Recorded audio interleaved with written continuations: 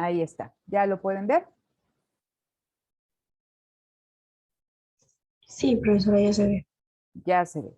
Entonces, ¿quién me platica un poquito? ¿Qué le pareció la lectura? ¿Se le hizo complicada? No le entendió ciertas cuestiones, algún concepto que no se haya entendido. ¿Quién me platica?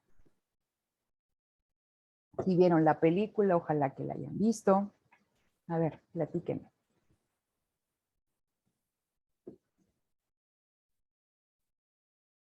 ¿No? ¿Pregunto? Pues a mí en general, bueno, no he terminado, me quedé en todavía me faltan responder algunas preguntas del cuestionario, Ujú.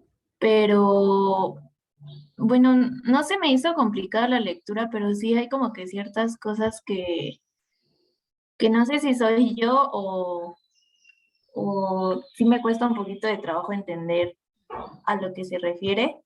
pero en general está interesante y la película pues también la vi, no me encanta ver películas así que no hablen tanto, pero pues sí se me hizo como en cierta parte chistoso y creo que sí tiene que ver mucho con lo que hemos visto durante el curso.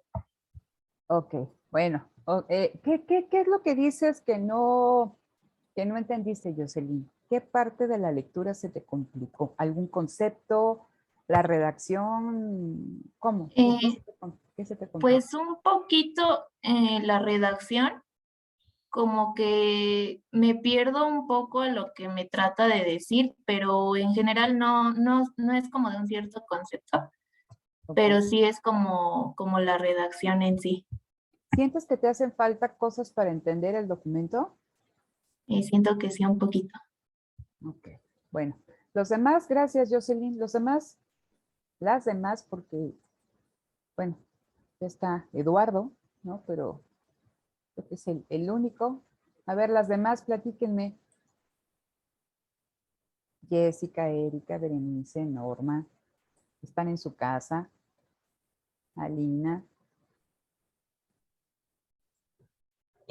Pues Pedro. a mí me gustó la lectura. Siento que no se me complicó leerla porque hay unas que sí me cuestan mucho trabajo y tengo que regresarme mucho. Y esta no, sí hubo algunas palabras que no entendía, pero sí como que las busqué para entenderles un poquito, pero fue porque no sabía el significado de algunas palabras. Pero me gustó la lectura, se me hizo fácil y pude como relacionar algunas cosas que no entendía, como por ejemplo ahorita con la actualidad. Para entenderles como que tuve que intentar, o sea, como divagar un poquito ahí para entenderle. Pero me gustó mucho, igual la película la vi, me gustó, pero sí es verdad, a veces los trabajos nos demandan tiempo y pues no sé, o sea, en la película se me hizo muy chistoso al inicio cómo si te puede generar problemas un trabajo así y que no aprendes en sí nada, solo repites y repites. Entonces, sí es como mucho la dinámica de algunos trabajos. Igual en la lectura, pues como los sindicatos que no los tomaban en cuenta y cositas así. Entonces, me parece interesante la lectura igual la película. Y van pues de la mano. Ok, muchas gracias, Erika. ¿Alguien más antes de iniciar? Bueno, a mí me pareció igual muy interesante lo que es la lectura y la película. Ajá. Creo que están muy relacionadas ambas, porque pues también nos empieza a lo que es a introducir en lo que fue el Fordismo y el Taylorismo. Yo en especial me confundí un poquito con las prácticas neotayloristas en esa parte, pero de ahí en fuera todo se me hizo muy procesable para redactarlo y todo en las preguntas.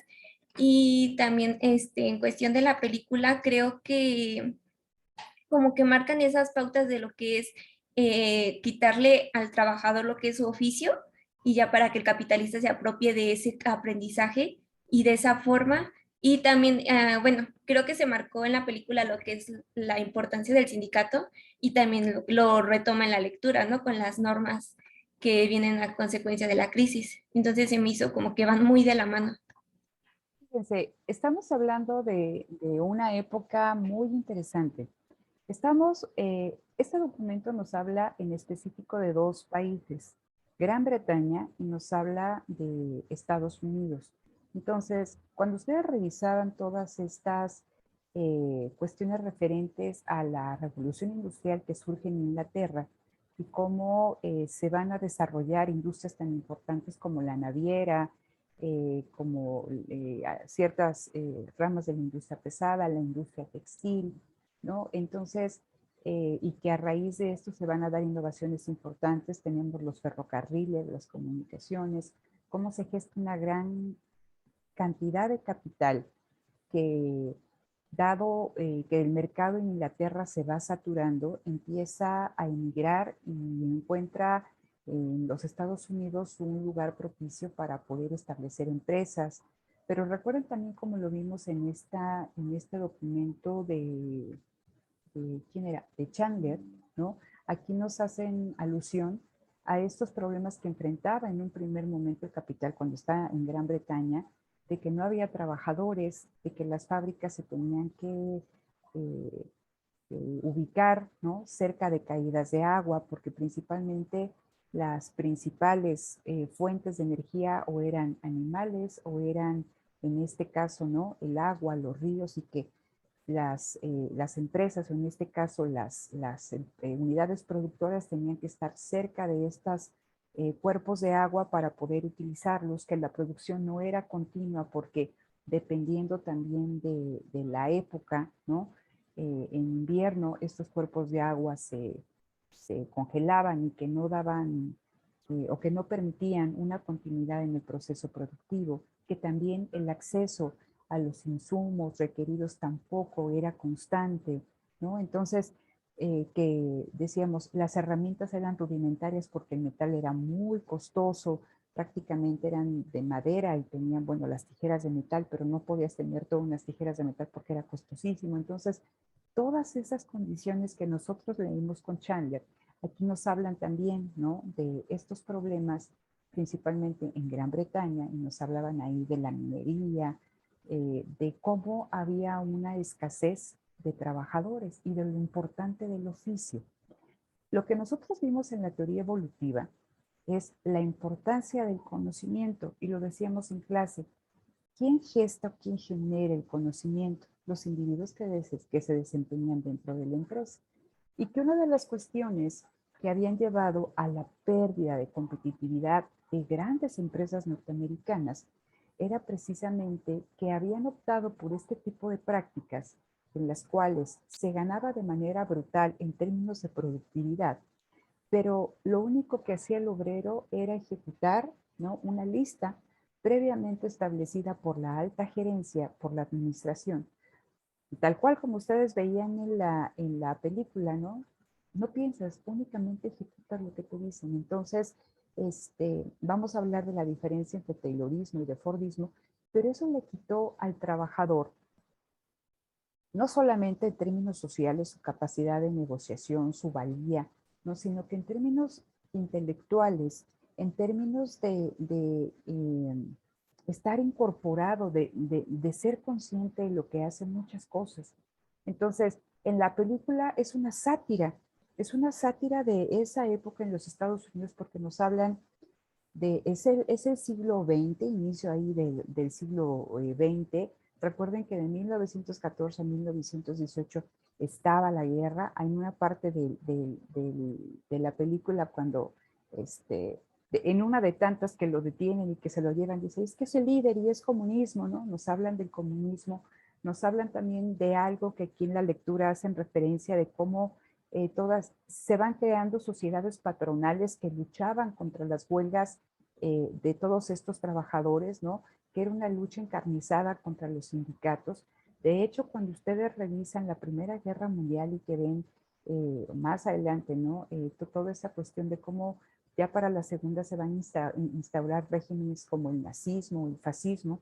De hecho, el fascismo en Italia surge de esto, ¿no? De milicias que pagaban los patrones para romper las huelgas, ¿no? Entonces es bien interesante toda esta etapa de la historia, y les decía que es una sátira porque ven cómo prácticamente de hacer la misma actividad, el personaje, bueno, le daba ahí como temblorinas, ¿no? Entonces Pero es eso, dicen, no solamente le quitas la capacidad de invención al trabajador, sino le quitas su razón de ser, o sea, simplemente ejecutas y eres, ya lo importante no eres tú, es la máquina, entonces tú tienes que estar a expensas de la máquina, ¿no? Entonces, nosotros vamos a revisar en este documento estos cambios que se van a hacer en la organización del trabajo dentro de la fábrica. Entonces me hablan de la fábrica al estilo americano, ¿no? Es el método americano de producción. Y dice, este método americano de producción viene, cambia y trastoca la antigua forma de hacer las cosas. Y el papel, ¿no?, de los trabajadores en el proceso productivo. Entonces, lo platicamos varias veces nosotros en clase presencial y decíamos, remítanse a lo que veían ustedes en sus clases de preparatoria cuando estaban los gremios. Entonces, si yo era un zapatero, ¿no?, hacer zapatos era un oficio que se transmitía de generación en generación. No cualquiera podía poner un taller de zapatos. Tenías que estar afiliado al gremio de zapateros y eran muy estrictos en cuanto a quién se podía incorporar a su asociación, y también establecían una serie de normas de calidad que tenía que contar ese producto. Había reglas muy estrictas en cuanto a que no podías estar tú pregonando la calidad de tus zapatos o las cosas ahí para quitarle clientes al vecino. ¿Por qué? Porque la calidad tenía que ser igual, ¿no? Entonces, estos gremios se normaban mucho. Y les decía, el oficio se transmitía de generación a generación. En un solo lugar, en el taller, convivían aprendices, el oficial y el dueño del taller. Y cada uno de ellos, ¿no?, estos aprendices se formaban en el oficio durante 4, 5, 6, 7, 8, 10 años, dependiendo de la actividad. Y cuando tenían los medios, ¿no?, ellos podían independizarse, o sea, de aprendiz pasabas a oficial, y el oficial después, si tenía los medios, tenía que presentar ante el gremio de zapateros una obra, ¿no?, o sea, un par de zapatos sobre lo que le pidieran para verificar su habilidad, para la calidad del producto y ver si se podía instaurar, ¿no?, a abrir un taller en el cual él fuera el zapatero principal, ¿no? Entonces estamos hablando de este aprendizaje en el trabajo. Y les decía, estaba sumamente normado. ¿Cuál es la valía de este trabajo? El oficio, ¿no? Entonces son zapateros de oficio, ¿no? De hecho, en la primera parte viene antes de la introducción o algo así que decía que algo de la lima, ¿no? Entonces decía, el trabajador se sentía confiado en la habilidad que tenía, dado el conocimiento que se había gestado y transmitido de generación en generación. Y dice, él tenía los secretos del oficio, ¿vale? Entonces dice, ¿cómo estos métodos? O sea, y les decía, al tener estos secretos, o sea, al conocer, al tener el know-how y tener total independencia de la forma en que tú realizas tu trabajo, porque decíamos, a ver, piensen en el proceso de trabajo. Este trabajador independiente, o sea, este zapatero, este trabajador, él decidía a quién le compraba su materia prima. Él decidía cómo trabajaba. Él decidía el momento en el que trabajaba y la intensidad a la que él trabajaba, en la que hacía sus zapatos. Y después de que estaba el producto terminado, pues él decidía quién le vendía. Entonces, hay una serie de procesos, ¿no?, históricos que no nos daría aquí el tiempo de revisar, pero en Gran Bretaña va o se va dando a través de un continuo despojo, ¿no?, de los campesinos de sus tierras, que los van acercando a este naciente entramado industrial. Y entonces esos trabajadores, ¿no?, que lo mismo podía estar trabajando unos zapatos que estando sembrando trigo y todo lo demás, o lo que fuera ahí en su parcela cultivando animales, al quitarlo todo eso, poco a poco tú lo vas acercando a estos centros urbanos que estaban en Gran Bretaña y que requerían de mano de obra. Entonces, lo veo también, me imagino que en sus clases de economía política, cómo el trabajador va quedándose sin el acceso a todos aquellos medios de producción, no tiene una tierra que le haga el sustento cuando no esté trabajando y lo único que tiene es su fuerza de trabajo para vender. Entonces, estos talleres, ¿no? Estos talleres o estos gremios, estos talleres que pertenecían a gremios, generalmente ellos producían para un mercado local, pero también a medida que se van dando innovaciones en términos de transportes y de comunicación, llegan los intermediarios y quieren comprarle los bienes a estos talleres. Pero dado que estaba sumamente normada la producción, los talleres tenían precios que para el intermediario eran altos, porque recuerden que la razón de ser del intermediario es comprar barato en un lado y vender caro en otro. ¿Qué empiezan a hacer los intermediarios? Tratan de acabar en un primer momento con este control del oficio. Y como muchos de estos aprendices a veces no tenían los medios para poder establecerse ellos mismos como maestros y crear su taller, empiezan a acercarse a estos aprendices, ¿no? Y los empiezan a poner fuera de las ciudades donde tenían su control los gremios para que trabajaran, les daban herramientas, materiales para que trabajaran. Recuerden que en estas etapas estamos hablando de herramientas sumamente rudimentarias y los ponían a trabajar por un precio que les compraban mucho menor que lo que tendrían que pagarle a adquirir un zapato en estos talleres. Entonces, siempre, si nosotros lo vemos históricamente, siempre vemos que hay este ataque contra el oficio.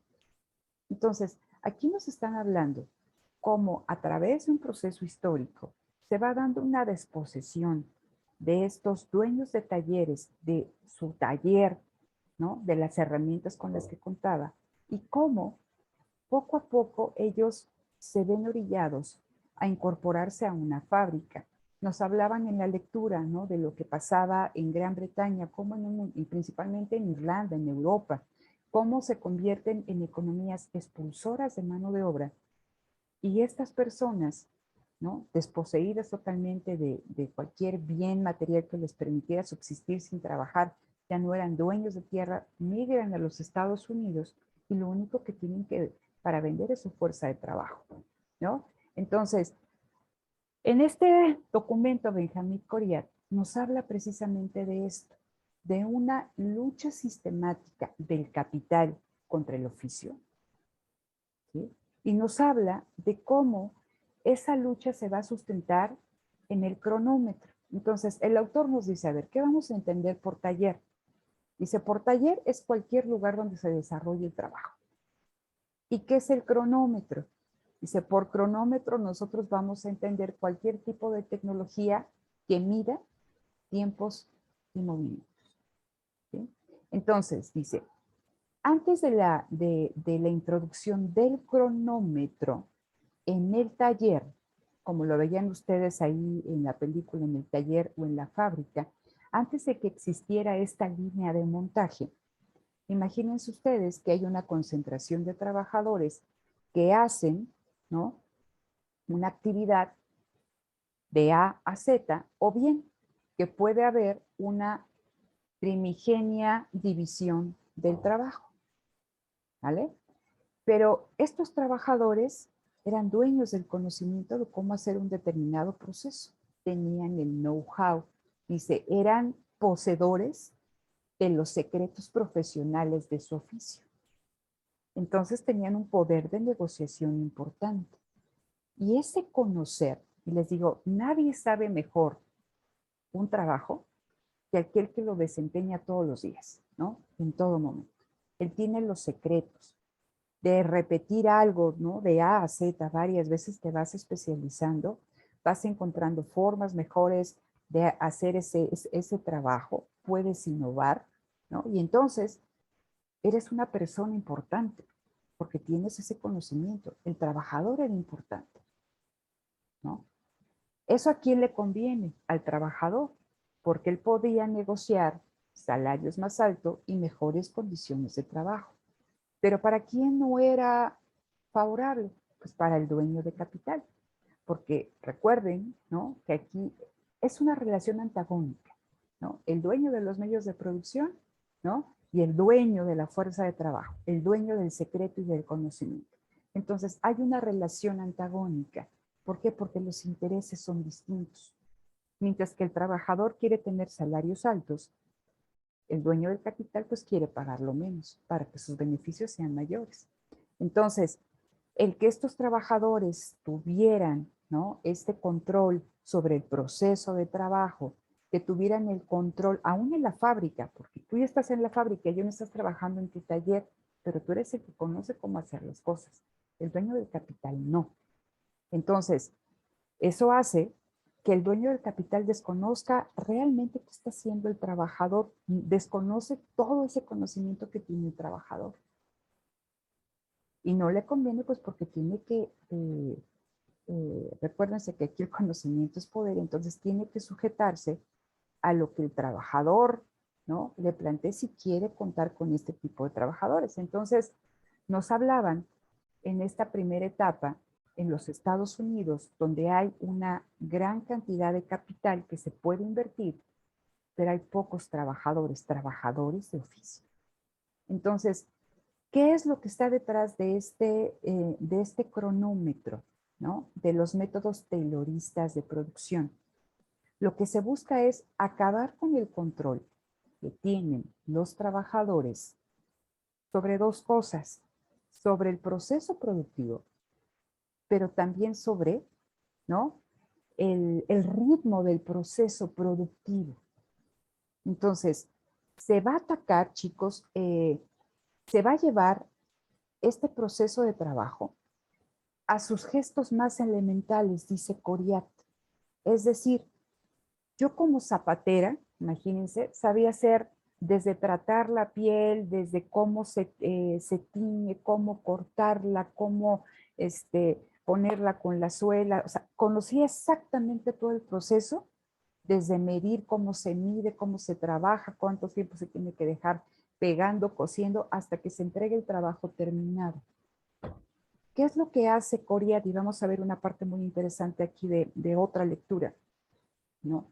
Primero, le va a quitar, o sea, van a buscar métodos para quitarle a este trabajador el control de todo este proceso, ¿sí? Ya se va a atacar al oficio de tal manera, dice aquí, de que en lugar de que controle todo el proceso, únicamente se especialice en una parte del proceso. Le estamos quitando control. Pero todavía esa persona controla esa parte aún pequeña del proceso de trabajo, que es lo siguiente, ¿no? Solamente controla esa, y controla el ritmo al cual trabaja. Entonces, hay que quitarle también el control del ritmo de trabajo, que es lo que ustedes veían haciendo en la película, ¿no? Lo que hace la línea de montaje. Entonces, el cronómetro o todas estas cuestiones de llevar a lo mínimo la actividad del trabajador, dice ahí Coriat, dice, es un instrumento político de dominación sobre el trabajo. Dice, y si vemos es la introducción del cronómetro en la fábrica, lo que nosotros vamos a ver, dice, es cómo cambia la relación de fuerzas entre estas dos clases, entre los dueños del capital y el trabajador. Y lo vamos a ver que es un cambio en las relaciones de fuerza tanto dentro de la fábrica como fuera de la fábrica. Entonces, ellos tienen que luchar, o sea, los dueños del capital luchan contra la resistencia obrera, el conocimiento, el know-how, el control del proceso de trabajo y de los ritmos del proceso de trabajo, era la principal fuente de resistencia obrera, pero también era la principal fuente de problemas para la acumulación de capital en gran escala.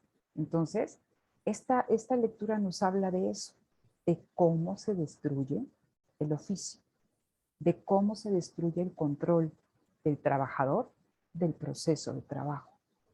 ¿Sí? Entonces, y esto va a dar lugar, les decía que las innovaciones, nosotros quizá a veces tenemos como que muy imbuido aquí en la mente, ¿no?, que las principales innovaciones en términos productivos se han reflejado en máquinas, ¿no?, en diversos instrumentos, no. las principales innovaciones que han generado cambios brutales en el proceso productivo, en el sistema económico, han derivado de esto, de cambios en el proceso del trabajo, de lo que ocurrió en el Taylorismo, de lo que ocurrió en el Fordismo, y que dio lugar al surgimiento de la producción en masa y del consumo de masa. Y vamos a ver más adelante cómo se va a dar otra innovación en el proceso de trabajo, que aquí nos hablan de la importancia de la producción flexible y que va a dar lugar, ¿no? Esto expresa, ¿no?, una caída en la rentabilidad del capital que va a buscar a través de los movimientos, ¿no?, internacionales de capital, de la deslocalización del capital y de toda esta cuestión que les he dicho en clase, ¿no?, de las cadenas globales de valor, de los clústeres y todas esas cuestiones que ustedes aman, ¿no? Otra innovación importante en términos de la gestión del proceso de trabajo. Pero el sistema económico, ¿no?, es reflejo de esto. Entonces vamos a hablar del modo fordista de producción. Porque una cosa es el fordismo como proceso productivo, como paradigma tecnológico, y el fordismo como modelo de crecimiento. Recuerden la lectura de Boyer, por eso aquí les pongo el análisis regulacionista de la empresa. Cómo lo macro explica lo micro. ¿Vale? Entonces, vamos a ver el fordismo como paradigma tecnológico y vamos a ver al fordismo como modelo de desarrollo. ¿Ah? Entonces, ¿hasta aquí todo bien o ya se me durmieron?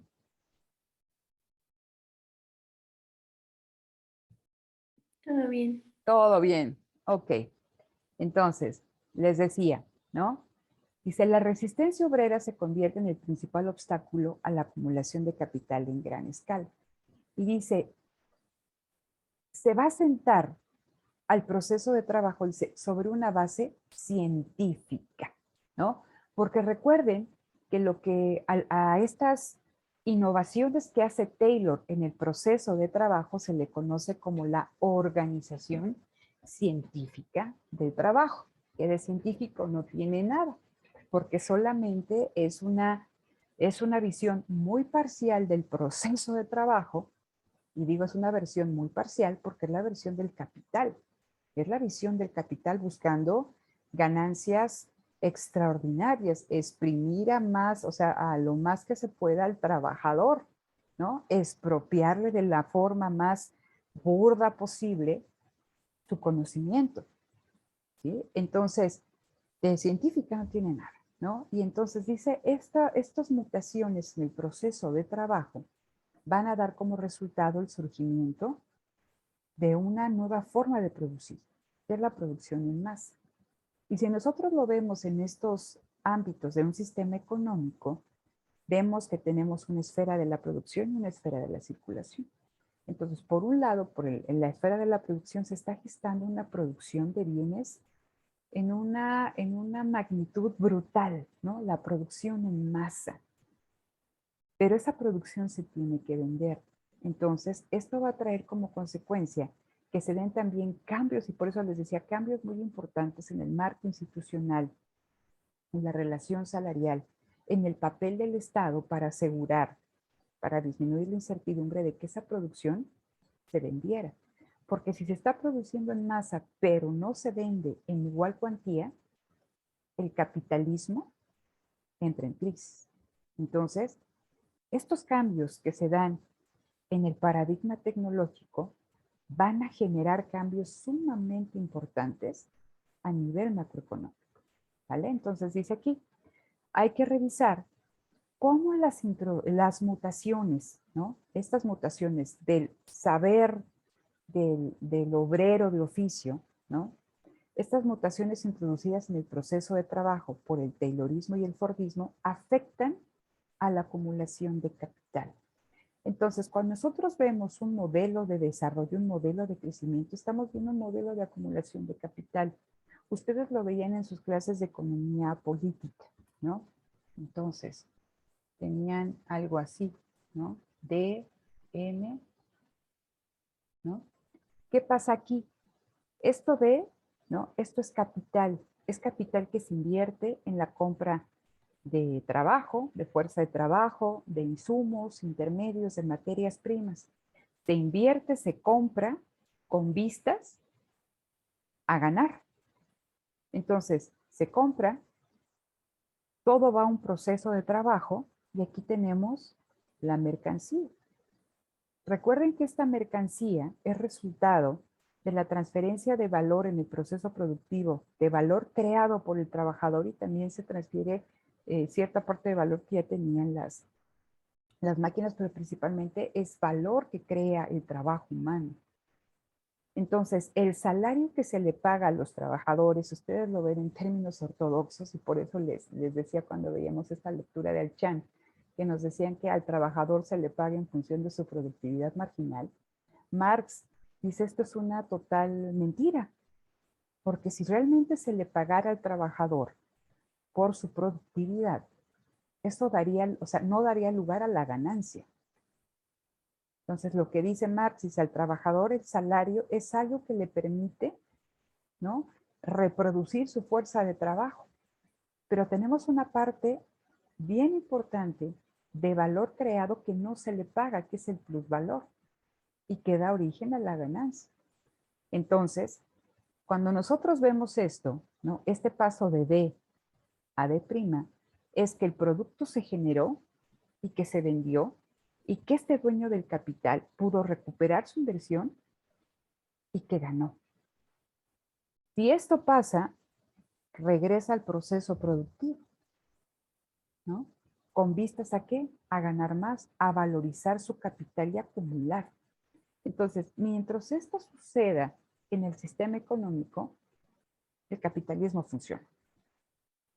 Pero si hay problemas para valorizar el capital, que haya una gran incertidumbre respecto a la venta efectiva de las mercancías, el capital se puede quedar bajo su forma bineraria, es decir, no invertir porque no sabes si vas a invertir y vas a ganar, o bien se puede dar el caso de que haya la acumulación de grandes cantidades de inventario de estas mercancías que nos están realizando, que se quede bajo esta forma o bien bajo esta, bajo la forma bineraria donde hay una gran incertidumbre respecto a la realización de las mercancías. Si esto sucede en un ámbito, se puede dar, imagínense que eso está pasando en la industria de los zapatos, pues puede ser una crisis en esa industria. Pero si esto se va, ¿no?, reflejando en diferentes industrias o en industrias tan importantes que arrastran a otras, se puede ser una crisis muy importante. Entonces, para que el capitalismo funcione, el paso, ¿no?, de cada forma de D a M, a D', de M a D', tiene que darse de una forma estable, suave, ¿no? Que no haya fluctuaciones, que no haya detenciones, ¿sí? Que se dé de un tránsito muy continuo y el capitalismo funciona. Se acumula capital. Entonces, lo que nos están diciendo aquí es, hay que identificar, o sea, generalmente no se hace un énfasis en cómo el proceso de trabajo, ¿no? Porque aquí estamos hablando de proceso de trabajo. En la creación de mercancías, o sea, se crean gracias a un proceso de trabajo.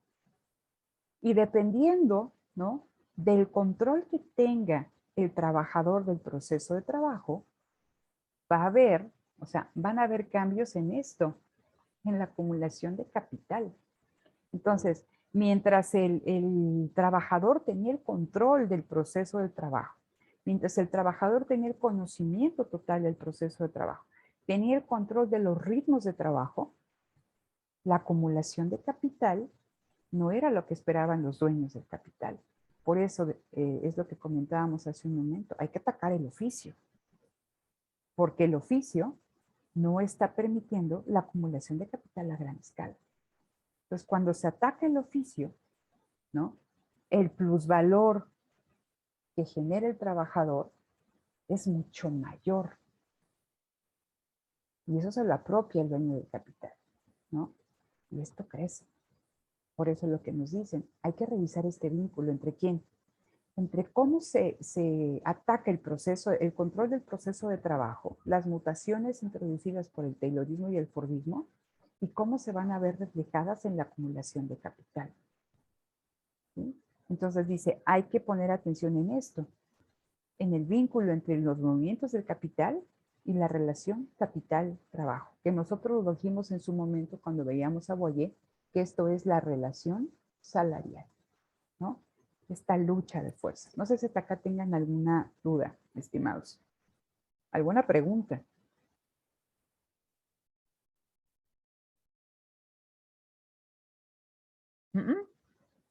Ok. Entonces, regreso aquí, ¿no? Dice aquí la manufactura y el oficio. Dice, este obrero de oficio era heredero de los secretos del gremio.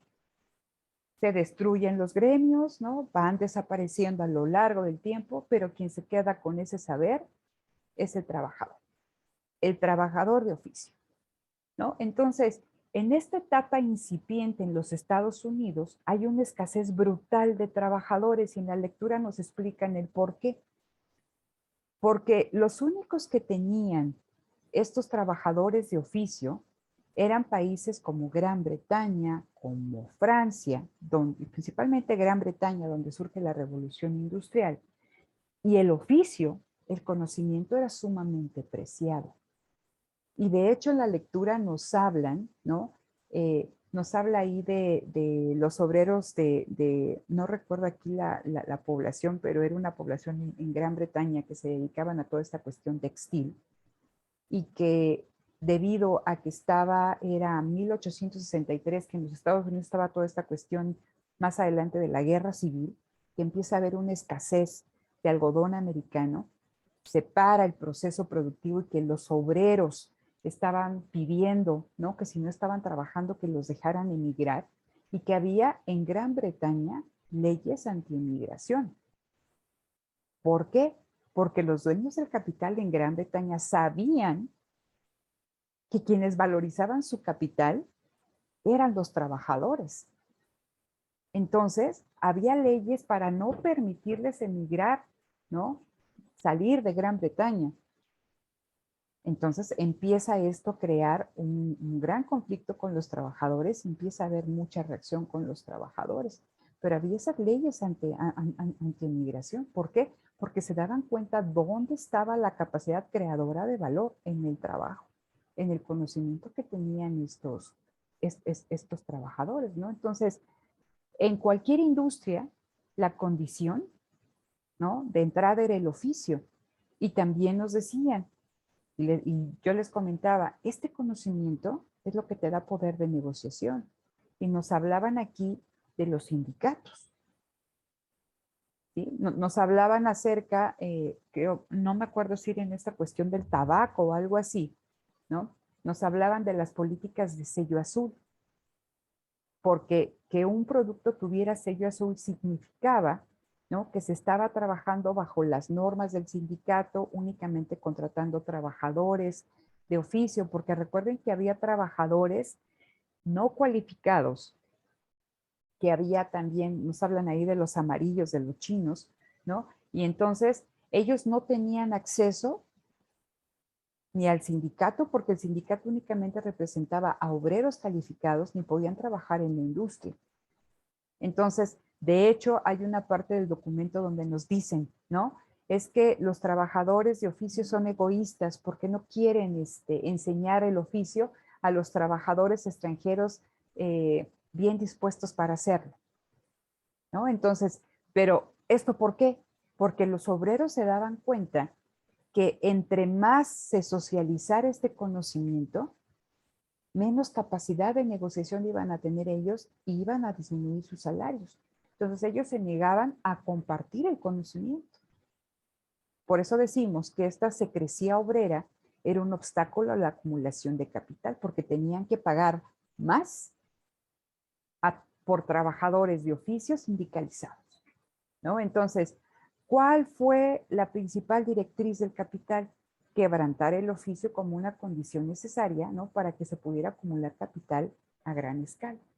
Entonces, en el documento, estamos hablando en Estados Unidos, donde había pocos obreros de oficio, que los tenías que contratar vía sindicato con salarios más altos, ¿no? Que no podías incorporar a obreros no calificados porque no tenían ese conocimiento, inmigrantes porque no tenían ese conocimiento.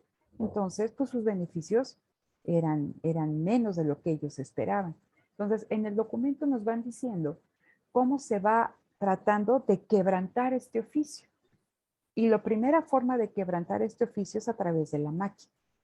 Entonces, ¿qué hace la máquina? Dice, el capital va a buscar primero una salida, ¿no? Hay que quebrantar el oficio. Entonces, en estas primeras fábricas, ¿no? Se van estableciendo máquinas rudimentarias, pero la máquina tiene ventaja respecto al trabajador en distintos ámbitos. Lo que se veía aquí, dice, a ver, la máquina no se cansa. El trabajador tiene una limitante natural que es su naturaleza humana. Si pones a una persona a clavar clavos, a la hora ya se acabó, pues ya se acabó, ya se cansó, ¿no? Entonces, y va a clavar los clavos más despacio, va a tratar de descansar. La máquina eso no lo hace. ¿Sí? Entonces, ahí está la máquina. Dice, la máquina permite, dice, aumentar el ritmo de trabajo. ¿Por qué? Porque lo que hace es que está eliminando, ¿no? O sea, la máquina no depende, dice Coria, de los esfuerzos musculares del trabajador, que pueden ser inconstantes y irregulares. Entonces, al ya no depender de esta naturaleza humana, vas a producir más. La máquina ayuda a producir más y disminuyen los costos de fabricación. Y dice, también la máquina, la introducción de la máquina dentro de la fábrica, su objetivo dice que era obligar a los trabajadores a ceñirse a las normas de trabajo impuestas en la fábrica. Porque ellos decían, ¿no? Es que los trabajadores, lo primero que decía Taylor, los trabajadores son flojos, son desordenados, ¿no? Son irregulares. Pero esto lo decía porque recuerden que estamos hablando de trabajadores que eran dueños de sus medios de producción. Eran personas que tenían el conocimiento del oficio, que ellos dictaban cómo trabajaban. Entonces, el paso de este trabajador de oficio a la fábrica, y ustedes lo veían ahí en la película, o sea, les digo, es una sátira, pero es una sátira de las condiciones reales que se vivían en Estados Unidos en ese momento. Entonces, obligar al trabajador de oficio, dueño del conocimiento, dueño de sus tiempos, a ceñirse, ¿no?, a las prácticas de una fábrica fue brutal. Y el trabajador se resistió mucho. Es más, entraban, no se acostumbraban y se iban. Pero aquí es una cuestión importante y les digo, es una lástima que no se pueda ver. Pero lo que aquí se buscó por diferentes ámbitos fue quitarle al trabajador cualquier forma de ganarse la vida a través de ser propietario de algo.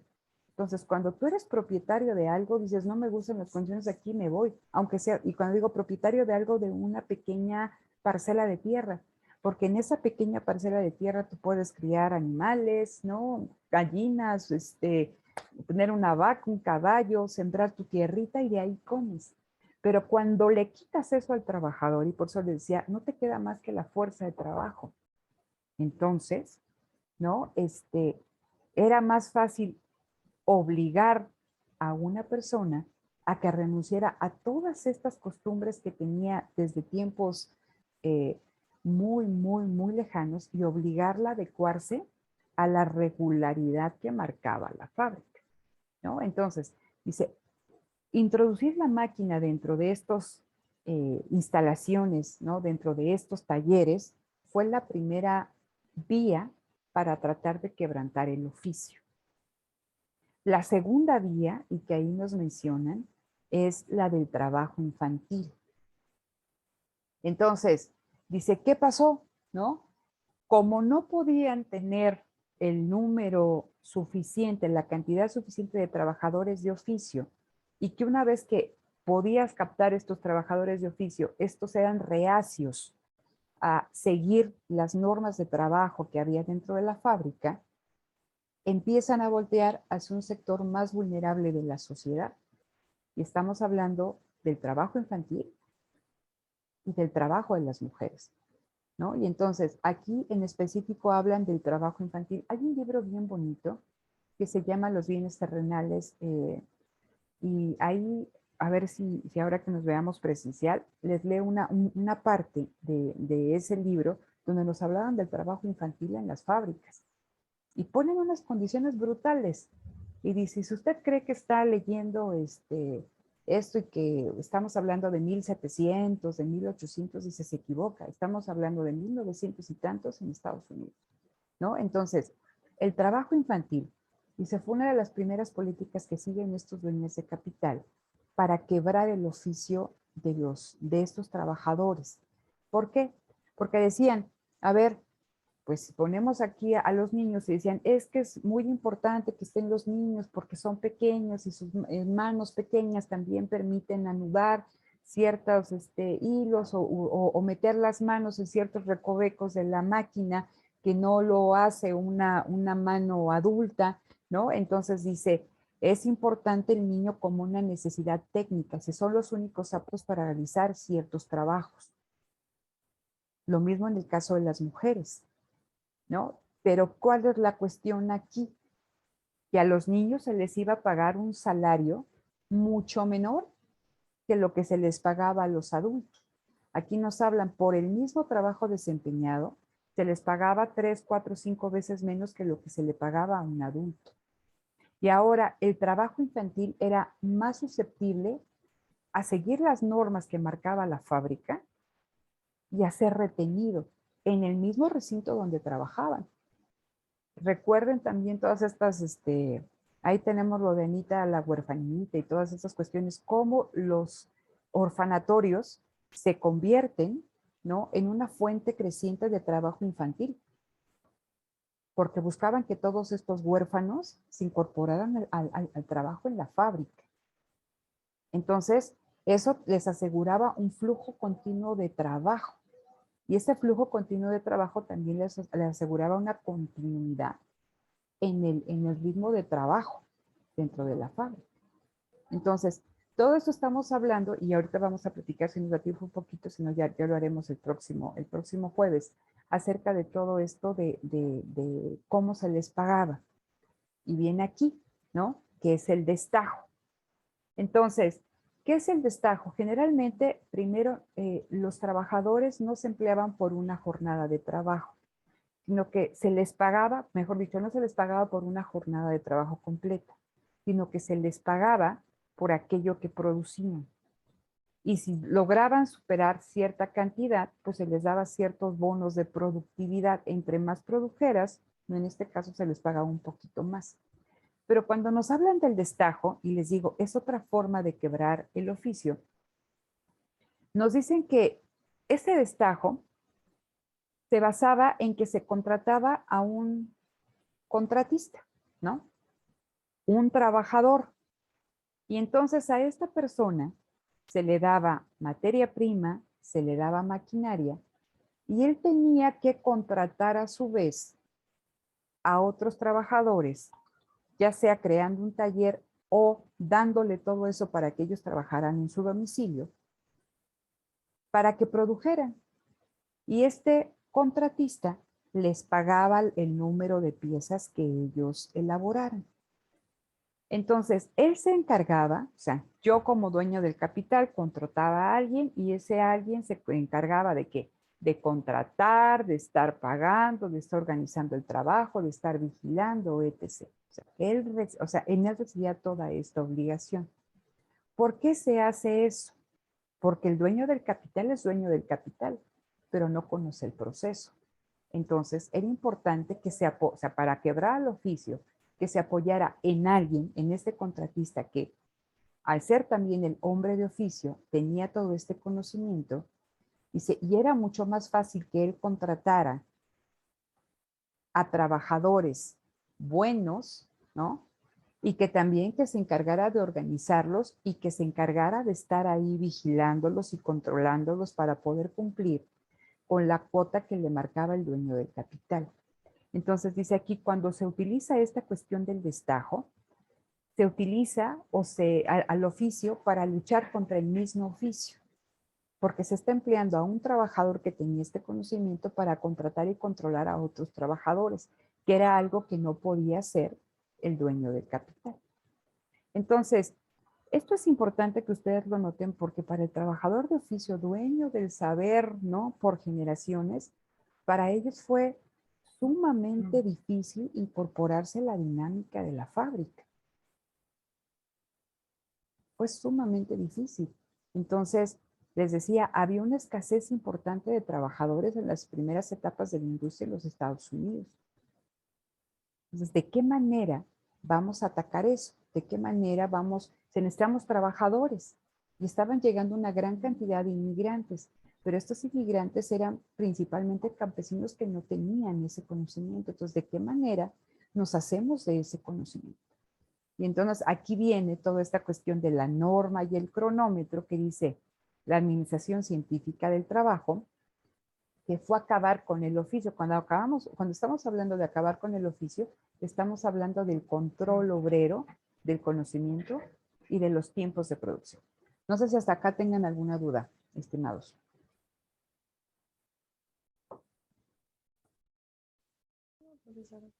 ¿No? Ok, entonces, a ver, déjenme ver qué viene aquí. Sí, yo tengo una. Dime.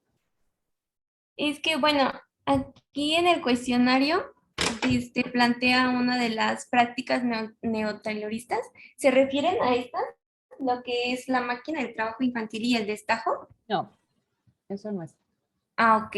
Bueno, No. entonces está bien. No, eso no es, no tiene nada que ver con eso, ¿vale? Oh, Aquí, eso que estamos hablando de la máquina, el trabajo infantil y el destajo, son vías para tratar de disminuir la resistencia obrera a trabajar dentro de una fábrica, de sujetarse al control de un vigilante, ¿no? Hacer que te digan lo que tienes que hacer, ¿no? Pero aún dentro de la fábrica, y es lo que les comentaba, el trabajador tenía el conocimiento del proceso del trabajo. Entonces les decía, yo podía hacer zapatos. Ok, estoy en una fábrica y dicen, va a haber división del trabajo. Ahora yo corto el zapato y lo pego. Pero todavía tengo el conocimiento de cómo cortarlo y cómo pegarlo de acuerdo a cómo yo sé hacerlo. Y no solamente ese control, tengo el control del ritmo al cual trabajo. Por eso era importante tener un capataz, que también lo veían ahí en la película, ¿no? Que esté vigilando qué haces. Entonces, ¿no? Hay que romper con eso. Para la acumulación de capital, aquí el trabajador, mientras tú tengas esa secrecía, tienes poder de negociación. Pero cuando te quitan ese secreto, ya no eres especial porque ese conocimiento se reparte entre todos. No se reparte, se da a conocer, se socializa. Entonces, te rompen, ¿no? Con ese control. Por eso les ponía toda esta cuestión. O sea, ¿quién crea el valor dentro del proceso del trabajo? El trabajador. Si él solamente conoce la forma de crear este valor, pues le tienen que dar un precio por su trabajo más alto, por su fuerza de trabajo. Y eso no le conviene al dueño del capital, pues porque su ganancia es menor. Hay que hacer, ¿no? Hay que buscar las vías para romper con esta fortaleza, con esta resistencia obrera. Y estos fueron 3 cosas, pero eso no es el taylorismo. El taylorismo se le conoce como, ¿no? La administración científica del trabajo. ¿Por qué es la administración científica del trabajo? ¿No? Dice, el saber obrero les da a los trabajadores el control, tanto del proceso como de los tiempos de producción. Entonces, recuerden el contexto. Estados Unidos requiere obreros de oficio, pero los obreros de oficio son escasos e imponen sus reglas a través del sindicato. Y están llegando, ¿no? Olas inmensas de obreros, pero son obreros no de oficio, sino son obreros no especializados, porque estamos hablando que estas personas que llegan inmigrantes de Europa, de Irlanda, de Alemania, de Estonia, y ahí les ponen de los diferentes países, eran mayoritariamente campesinos, mayormente campesinos, no eran obreros de oficio. Y se crea un formidable ejército de reserva. Y dice ahí el autor, y eso es interesante, dice, es un formidable ejército de reserva porque no los puedo poner a trabajar en esas condiciones, porque no están sindicalizados, porque no se pueden sindicalizar, porque no tienen ese conocimiento. Y dado que yo dependo, ¿no?, de estos obreros de oficio, pues no los puedo contratar. Entonces, ¿de qué manera le hago para poder utilizar a todas estas personas, a todos estos inmigrantes no especializados? ¿De qué manera los puedo incorporar al proceso de trabajo? Pues tengo que romper este conocimiento que tienen estos obreros de oficio. ¿Cómo le hago? Entonces ahí viene Taylor con la administración científica del trabajo. Dice, mientras el obrero imponga sus normas y sus tarifas, eso no es benéfico para el capital. Entonces, pues hay que romper con aquello que les permite, ¿no?, imponer las normas y las tarifas. Entonces, vamos a hablar de qué es lo que hace Taylor. ¿Hasta aquí vamos bien? ¿Sí o no? Ya se me durmieron. No, sí vamos bien, profe. Ah, muy bien. Ok. Entonces, bien. Me dicen si se ven.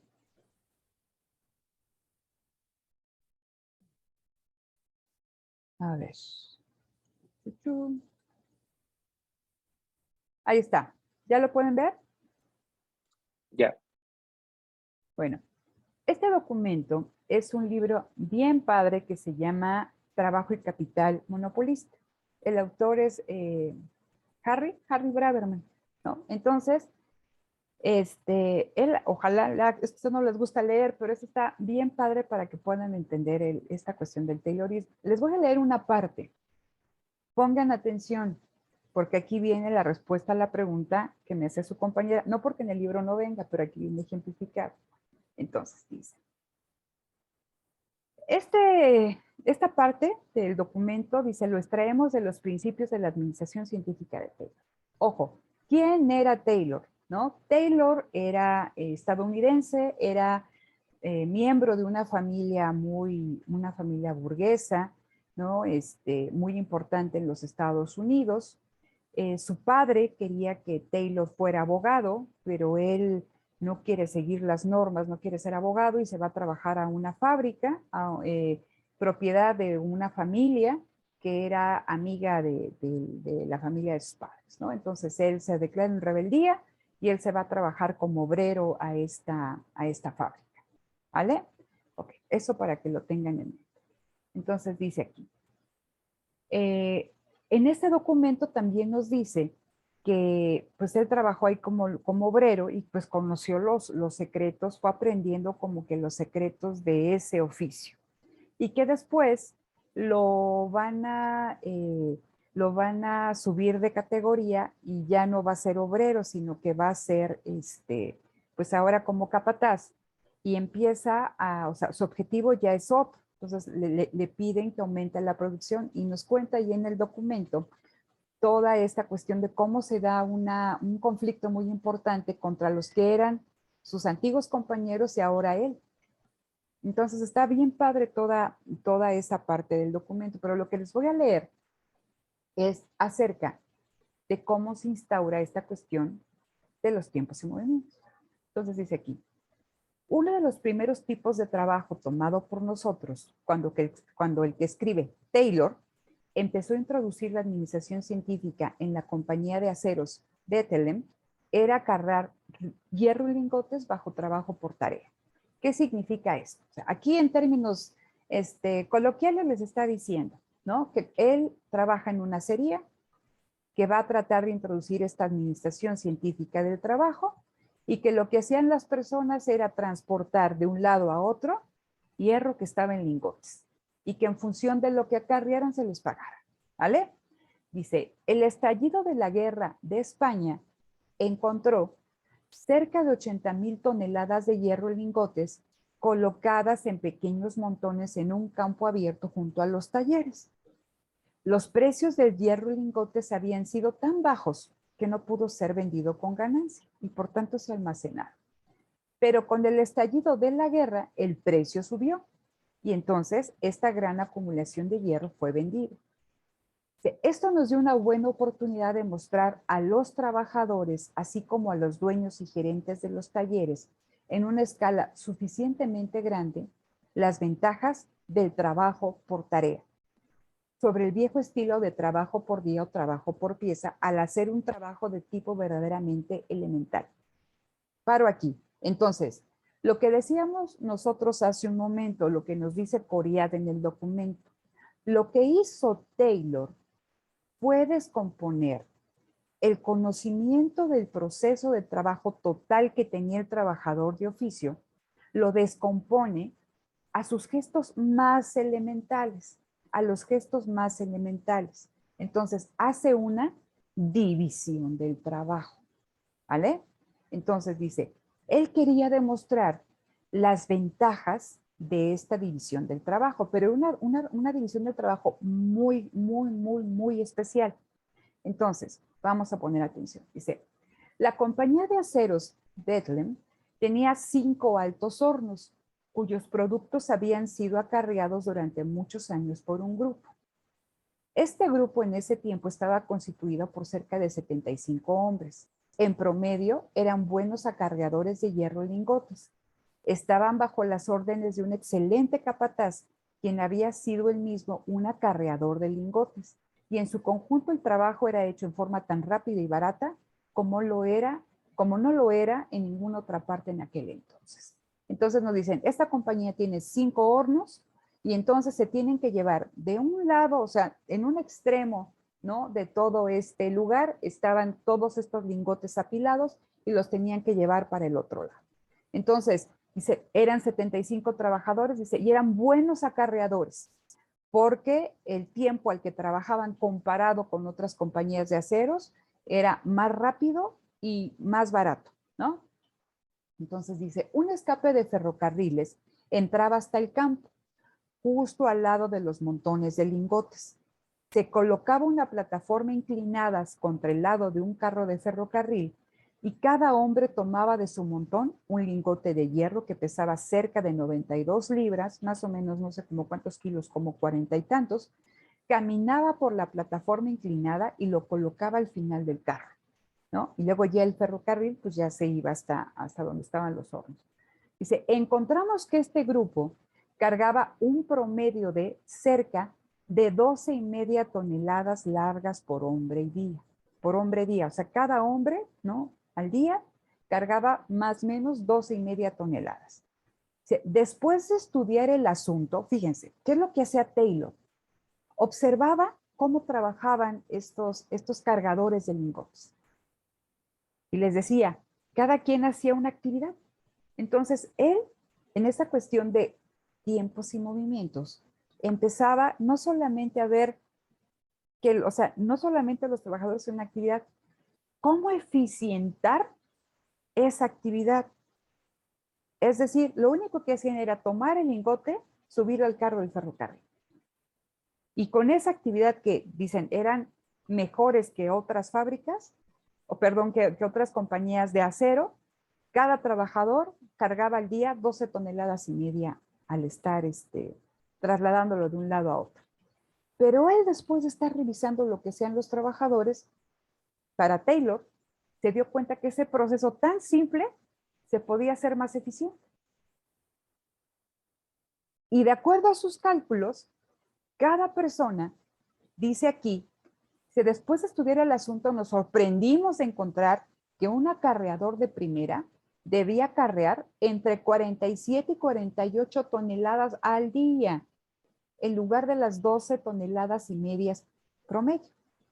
Dice, esta tarea nos pareció tan pesada que nos vimos obligados a revisar nuestro trabajo varias veces antes de estar absolutamente seguros de que era correcto. Entonces, imagínense, de acuerdo a lo que decía Taylor, si en promedio ustedes, o sea, que trabajaron ahí en esta compañía de aceros, cargaban 12,5 toneladas al día, de acuerdo a lo que veía Taylor y a su método, tenían que cargar al día 47 o 48 toneladas. O sea, era un mundo de diferencia. Yo mismo me sorprendí, pero ya después vi que sí, ¿no? que bajo un plan científico moderno, ¿no? Ustedes podían cargar 48. Nuestro deber era procurar que las 80,000 toneladas de lingotes fueran cargadas en los carros al ritmo de 47 toneladas diarias por hombre, en lugar de las 12:30 de ritmo a las que el trabajo estaba siendo hecho. Dice, pero además, la obligación era que ustedes lo hicieran, o que los trabajadores lo hicieran, sin provocar una huelga, ¿no? Y que además estuvieran contentos, dice aquí, estuvieran felices de cargar 47 toneladas al día en lugar de 12:30 toneladas. Fíjense, aquí viene esta cuestión y va para allá la pregunta de su compañero. Dice, nuestro primer paso fue la selección científica de los trabajadores.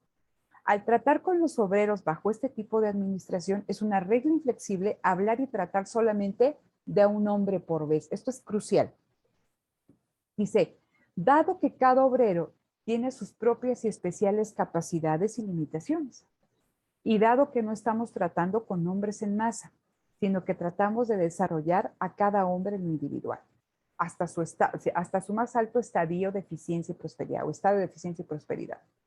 Dice, nuestro primer paso era encontrar al trabajador adecuado para empezar.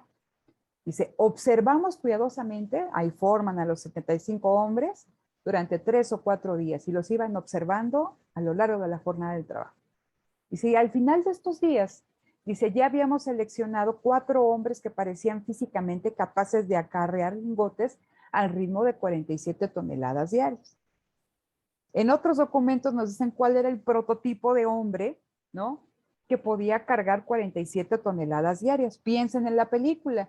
Ustedes veían ahí al capataz que era un cuate todo fornido, musculoso, y teníamos ahí a Chaplin. Entonces, físicamente, estas 4 personas que cargaban, que podían cargar, que ellos identificaban que su físico era propicio para cargar eso, de 75 se resumía a 4. ¿Va? Entonces dice, después de este hecho estudioso, vimos a estos hombres. Dice, revisamos su historia tan hacia atrás como fue posible y empezaron a buscar cuál era su carácter, cuáles eran sus ambiciones, sus sueños, sus hábitos. Y dice, y de estos 4 hombres, finalmente seleccionamos a uno, ¿no? Dice, era un pequeño holandés de Pensilvania. Y esta persona dice que lo habían observado que llegaba corriendo al trabajo, trabajaba, era de los que mejor trabajaban, y que cuando terminaba se iba otra vez corriendo a su casa.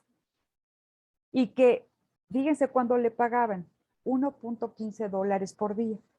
Y que no solamente era trabajador, sino que era ahorrativo, porque con ese salario había podido comprar un terrenito y estaba construyendo él su casa. Entonces, él solito, o sea, tanto antes de irse a trabajar como después de trabajar, se ponía a trabajar en su casa, se iba corriendo, regresaba corriendo y aparte trabajaba, pero todo lo que hace, el prototipo ideal de trabajador, ¿no? Dice, y también tenía la reputación de ser excesivamente agarrado, entonces también era codo, porque era una persona ahorrativa, ¿no? Entonces dice, vamos a llamarle a este hombre Schmidt. Dice, nuestra tarea ahora era hacer que Smith acarreara 47 toneladas de lingotes diarios y que también estuviera contento. Dice, esto fue logrado como sigue. Dice, Smith fue llamado de entre el grupo de acarreadores y se le habló más o menos en esta manera. Tú eres un hombre de valía, ¿verdad, Smith? Pues no sé lo que usted quiere decir. Sí sabes. Lo que quiero saber es si eres un hombre de valía o no. Imagínense un holandés inmigrante, o sea, que no tiene ninguna formación. Dice, pues es que no sé qué quiere decir. Dice, oh, vamos, contesta mis preguntas. Lo que quiero saber es si tú eres un hombre de valía o uno de esos tipos barateros, como los que están ahí, todos sus compañeros de trabajo. Bailan suelo. Lo que quiero saber es si quieres ganar $1.85 diarios o si estás satisfecho con ganar $1.15. Lo mismo que los otros barateros están recibiendo, los flojos. Que si quiero 1.85 diarios, eso es lo que hace un hombre de valía, entonces soy un hombre de valía. Si tú me insultas, naturalmente que tú quieres ganar 1.85 diarios, todo mundo lo quisiera. Sabes perfectamente que eso tiene muy poco que ver con que seas un hombre de valía. Dice, por Dios, contesta mis preguntas. Aquí ya tenían al pobre Smith más mareado que nada. Se ven conmigo. ¿Te ves aquel montón de lingotes? Sí. ¿Ves aquel carro de ferrocarril? Sí. Sé bien, si eres un hombre de valía, cargarás esos lingotes en el carro mañana por 1.85. Pero ahora despierta y contesta mi pregunta. ¿Eres un hombre de valía o no? Y el pobre Smith, a ver, ¿voy a cargar estos lingotes al carro por 1.85? Mañana sí. Y si lo haces, te van a dar 1.85. ¿No? Dice, eso es lo que un hombre de valía hace. Entonces el Smith pues dice, pues está bien, yo los voy a cargar. Sí, entonces sí soy un hombre de valía.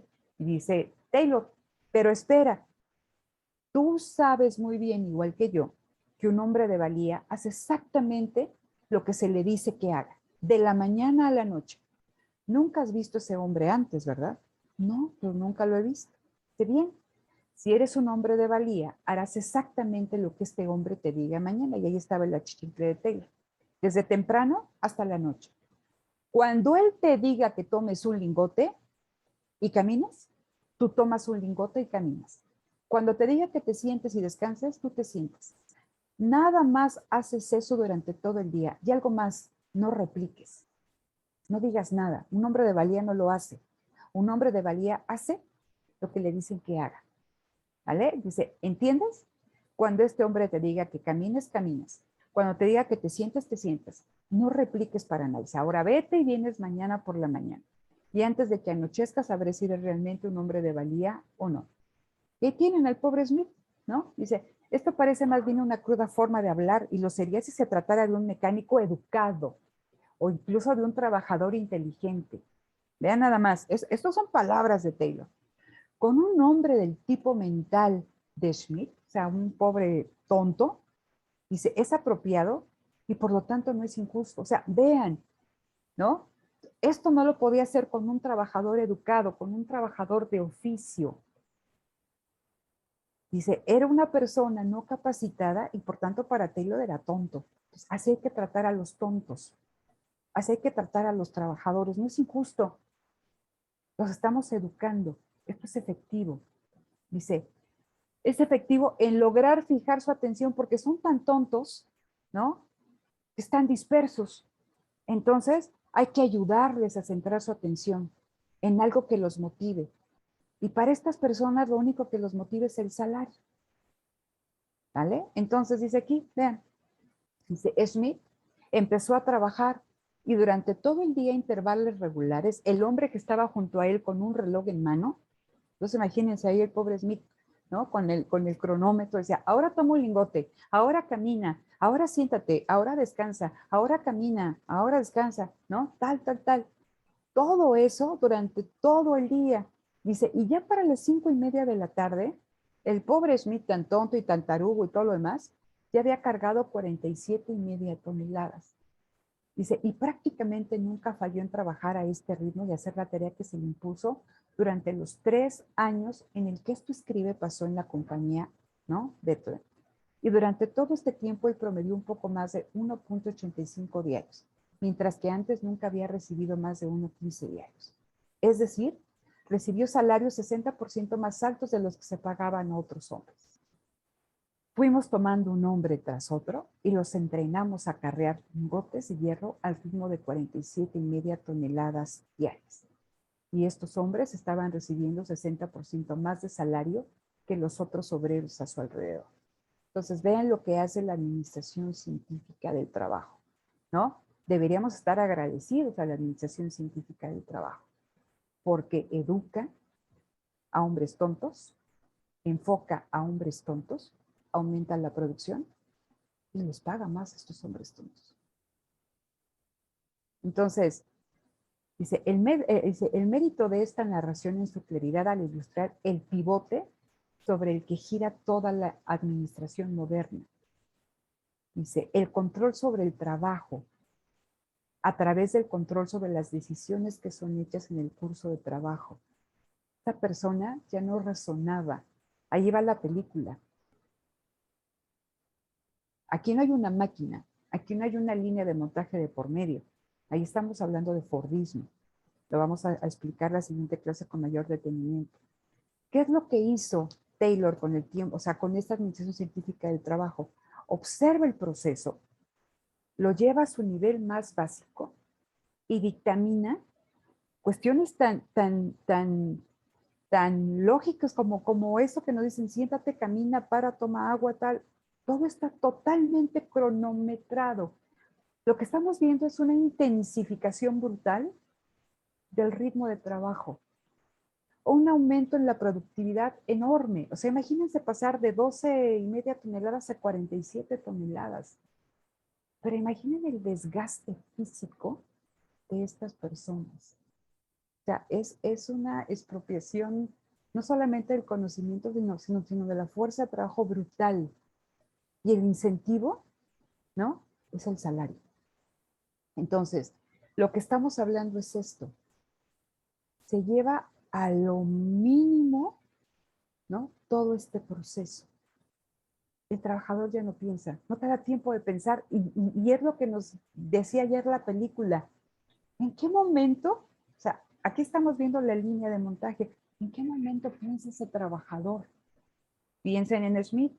¿En qué momento piensa? En ninguno. Únicamente ejecuta.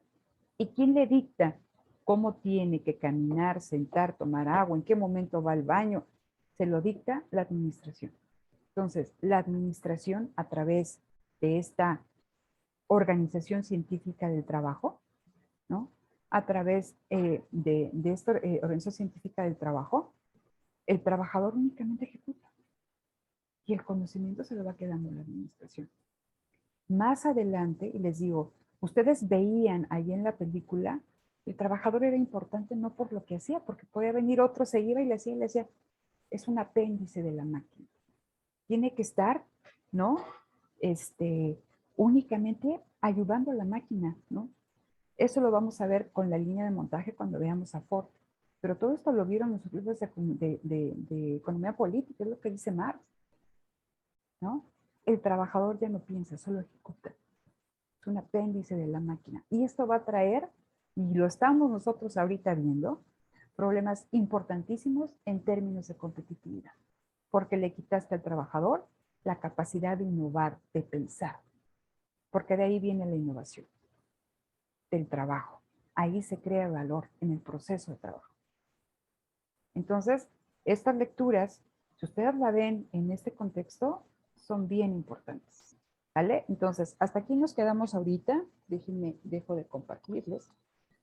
No sé si tengan alguna duda hasta aquí. Todavía nos falta varias cosas aquí de la lectura de Coryat, pero hasta acá, digo, me parece importante que leyéramos este pedacito ahí de Braverman, que si a alguien le interesa, luego subo el libro, está bien bonito. Pero como son bien ocupados ustedes, pues no sé si lo quieran leer. Pero hasta aquí, ¿alguna duda? No, todo bien. Todo No, bien. todo claro. Todo claro. Bueno, entonces, déjenme pausar aquí y platicamos.